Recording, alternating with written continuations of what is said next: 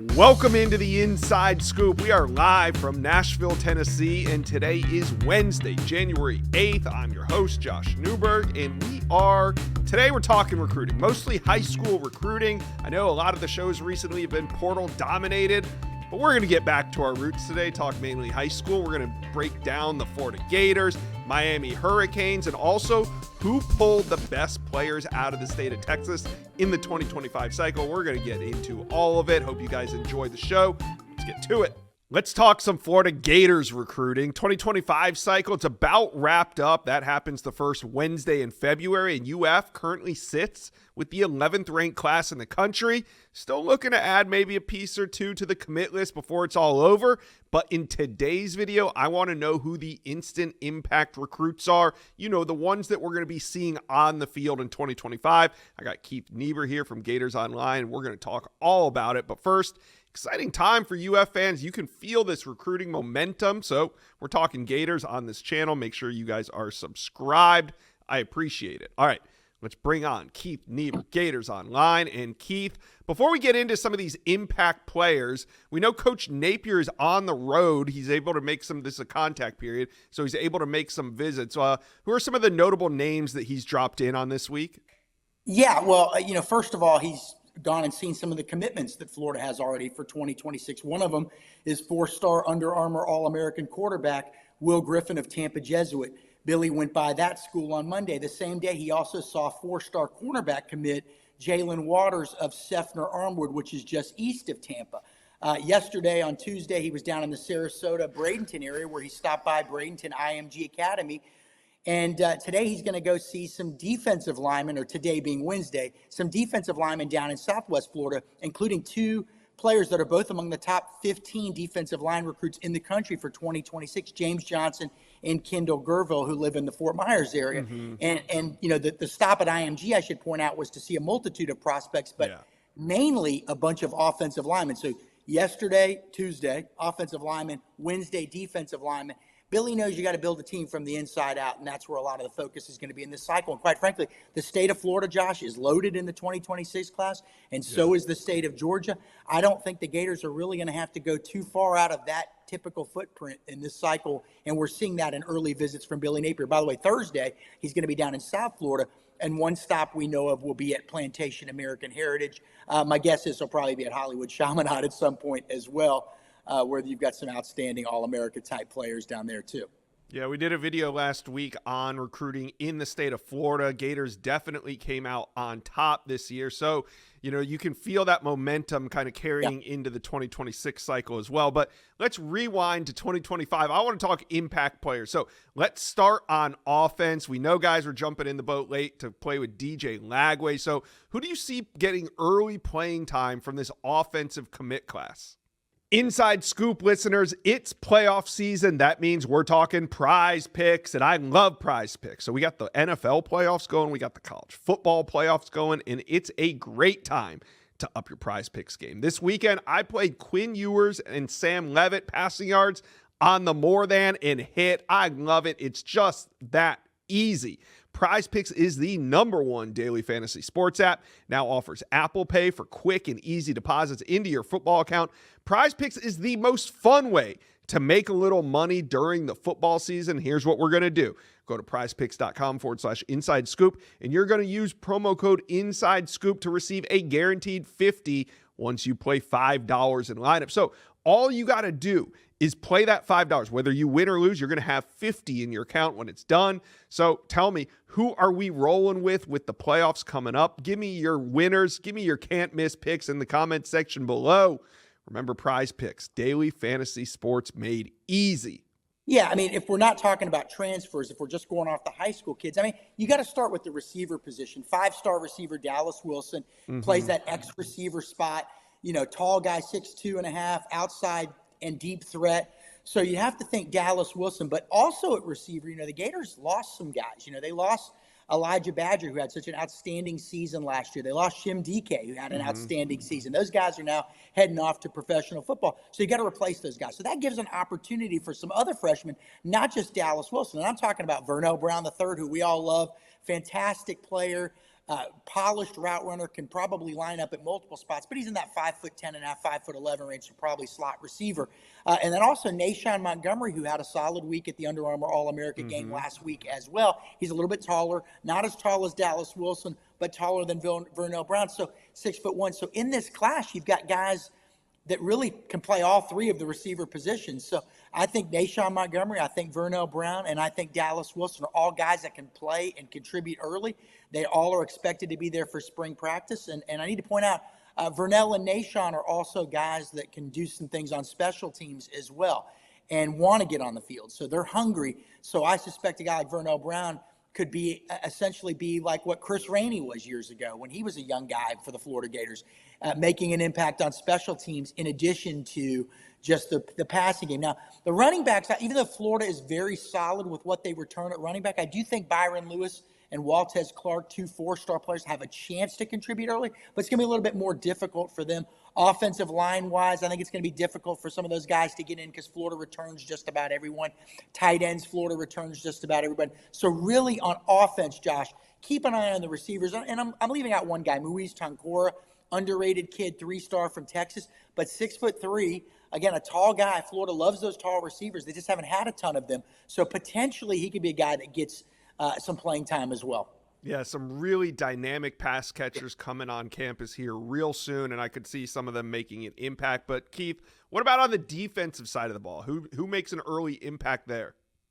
Well, this is what's interesting. One of the guys that may have the biggest impact on defense is one of the lowest rated guys in the class. It's Stephon Shivers from up in your area, Brentwood, right? Brentwood Academy, I think he went to. He decommitted from Georgia and then flirted with Vanderbilt before committing to Florida. So why would he, a defensive lineman that's among the lowest rated guys, be among the most highly likely guys to play in year one?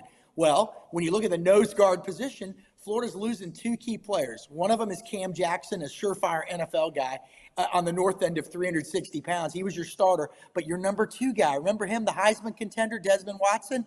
Well, he is also gone now. So you've got a big hole, literally, and in every way, a big hole to fill at nose guard. So you've got Mekhi Barrow, who played as a freshman last year, got some valuable reps, Josh.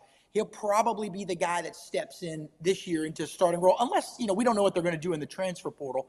Florida tried to recruit Keyshawn Silver before he picked another school, I think USC.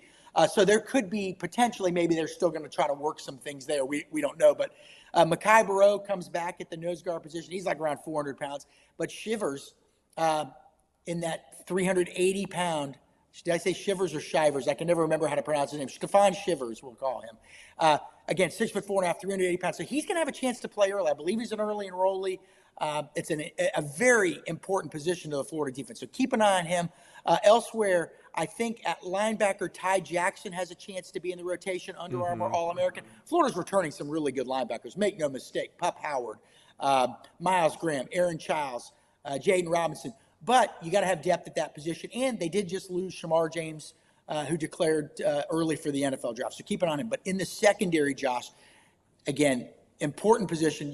Florida went through so many guys last year because of injuries. They need depth and they need quality. And they've got it with Lagonza Hayward, a 4-star safety / star from Georgia, Toombs County, I believe. And then also Hilton Stubbs from Jacksonville Mandarin, another 4-star kid as a regular safety. I don't know whether he's going to be a boundary or strong, but a safety, big physical kid. He's got an NFL body right now, Hilton Stubbs. Okay, Lagonza Hayward may be a little bit more athletic. But those 2 guys are phenomenal young players who are going to be there in the spring, should be able to really get acclimated to the speed of the game, to the system, to the playbook, to the culture of Florida. And Florida's probably going to need both those guys, regardless of whether they bring in any more safeties via the transfer portal or not. So those are some of the guys that I'd be keeping an eye on. Yeah, I'm sure I'm missing something. Yeah, we've seen Billy Napier play some freshmen on defense in his tenure at UF already. So I'm certain that we're going to see some freshmen all over the field. So Gator fans, talk to Keith and I. Who do you think from this 2025 class is going to make the biggest impact on the field this fall? Let us know. Comment section below. Let's talk some Miami Hurricanes recruiting. And in today's video, Mario Cristobal, head coach, is on the road making visits. We're going to find out who he's been seeing.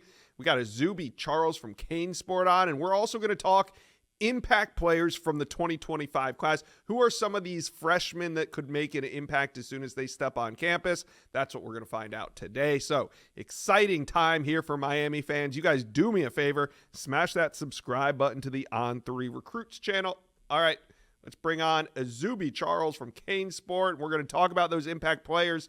But first, Mario Cristobal on the road, making some visits. Who are some of the big names he's seen so far? Yeah, like you mentioned, Coach Cristobal is making his rounds across the Sunshine State. And yesterday, he was up there in Duval County checking in on two of Miami's top defensive targets. First at Bowles High School with Simeon Caldwell. Fresh off a UA All-American appearance, Coach Cristobal was there. They absolutely love him, and he's really liking the Hurricanes right now. Had the chance to pick his brain a little bit, and he thinks Miami's a top program in his recruitment. Another Duval defensive back is Brody Jennings, currently committed to Michigan, but that hasn't stopped Miami. And Brody said, hey, seeing Coach Cristobal make that drive from Coral Gables up there to Duval County meant a lot to him. So Miami's working to flip the Wolverines cornerback, and I think they have a good shot with it just because of the consistency in that recruitment they have shown. And then Coach Cristobal also made stops in Orlando, checking in on 2026 Miami commit Darion Coleman, who I think is one of the best throwers in the 2026 class, and made a couple stops down there in South Florida, checking in on local prospects as well. So Coach Cristobal has been all over the Sunshine State since the open period opened back up. Yeah, really busy. I love that we can see head coaches on the road in January now. I mean, they were doing it last year. They're doing it again this year. So it's good to see. I love to see head coaches making some shaking hands, doing what the assistant coaches always have to do. Now, let's talk a little bit about these impact players. Canes have a really good 2025 class, currently sitting at number 13 as the signing day is officially over in that first Wednesday in February. So, Azubi, I want to know who on offense could we see from this signing class make an impact as freshmen? Yeah, on the offense side of the ball, I'm going to go with Malachi Tony. Miami lost its top 6 pass catchers from last year, so there's definitely going to be a need for wide receivers. And I think Malachi Tony can come in and be an instant impact player. Obviously, he reclassified from the 2026 class down to the 2025. Regardless, I said he was the best player in South Florida. I'm going to stand by that. If you turn on the tape, the kid is an absolute playmaker. Won a state championship at quarterback for American Heritage, which is one of the best programs in the country.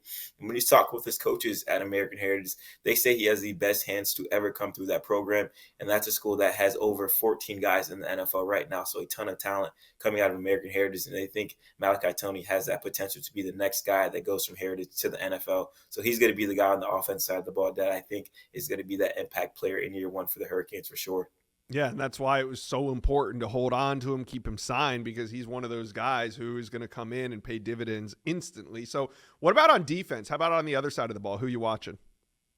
Yeah, I got 2 names that came to mind, and I'm going to start with linebacker Kellen Riley. He's a guy that went from an unranked prospect to, I believe, a top 110 or a top 100 guy, throughout the fall his senior year. He's a guy that's 6'3", runs like a a cornerback, is as physical as a linebacker, and just can play multiple positions on that defensive side of the ball. I can see him coming in that linebacker room and competing very, very early on for the Hurricanes, and I have a lot of faith that he will do just that. And in the secondary, I'm going with the local guy, Bryce Fitzgerald out of Christopher Columbus High School, a dual sport guy who plays for the basketball team that's currently ranked number 1 in the country and is also a 4-star defensive back. Really, really good, with the ball in the air. His coach said when it's a jump ball, it's not a 50-50 ball, it's a 70-30 ball for Bryce. Really rangy guy, and we all know Miami had their struggles on the defensive side of the ball, especially in the secondary. So I can see him coming in and be a freshman guy that kind of climbs up the depth chart, get in there, during the summer and making an impact early on. Yeah, and with all this production leaving, there's gonna be guys that got to step up and make plays. So Miami fans, talk to Azubi and I. Who do you think from this 2025 class is going to come in and make an instant impact for the Canes? Let us know. Comment section below.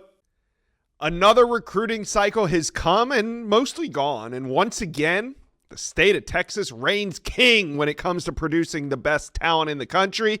And in this video, we're going to break down where the top players from the 2025 class in the state of Texas are headed.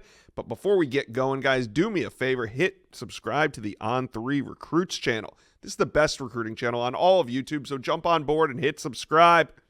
All right, let's start off with the number 1 player in the state of Texas. That's quarterback Keelan Russell, who signed with Alabama, the 6'3", 181-pound superstar from Duncanville High School. Not only one of the most efficient quarterbacks in the country, but also one of the biggest winners. Now, originally, remember, I don't know if you guys remember this, but he committed to SMU. That was early on, of course, flipping to Alabama, rising as a senior, number 2 quarterback in the country, the crown jewel of Alabama's 2025 recruiting class. In at number 2, the second best player in the state, that's DeCorian Moore. He's leaving. He signed with Oregon, also from Duncanville High School, 5'11", 186 pounds, explosive wide receiver with elite top-end speed, and he's also shifty in the return game. Now, he committed to LSU for several months, but then on July 4th, flipped that commitment to the Oregon Ducks. Looks like an immediate impact player for Dan Lanning and his staff. Let's go to number 3. Devin Sanchez, the number 3 player in the state of Texas, out of the Houston area. He's leaving the state, signed with Ohio State, number 1 corner in America, number 7 ranked player overall, committed to the Buckeyes on January 6th of 2024. You guys remember that day?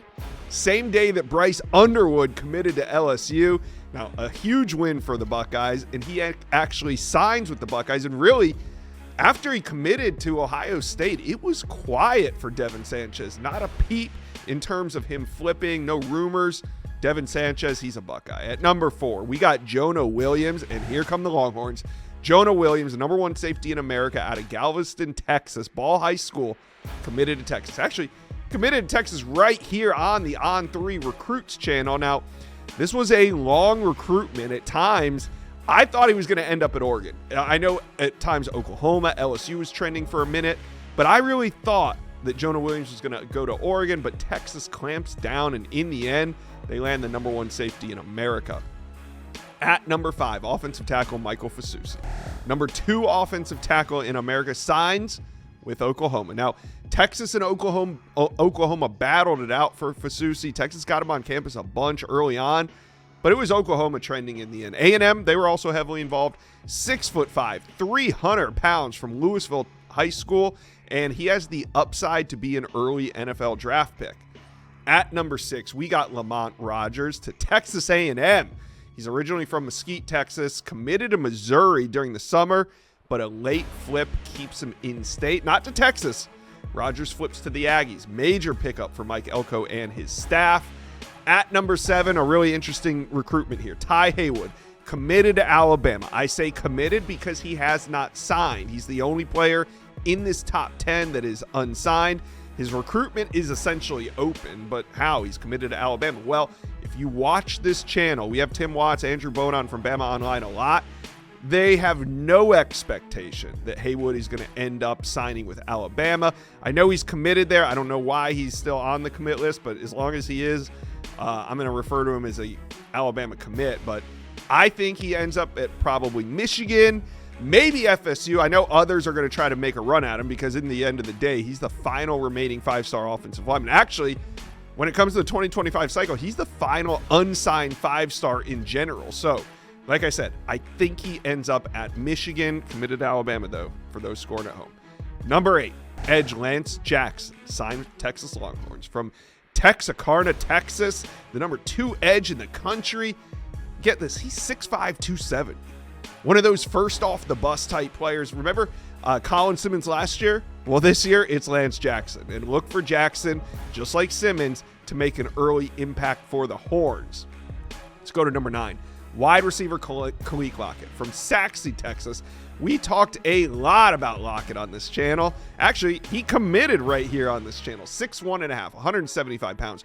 Rangy with great speed. He's teaming up with Jamie French. He's out of Florida. What a loaded wide receiver room they got, and you can tell they are loading up for that Arch Manning era at Texas.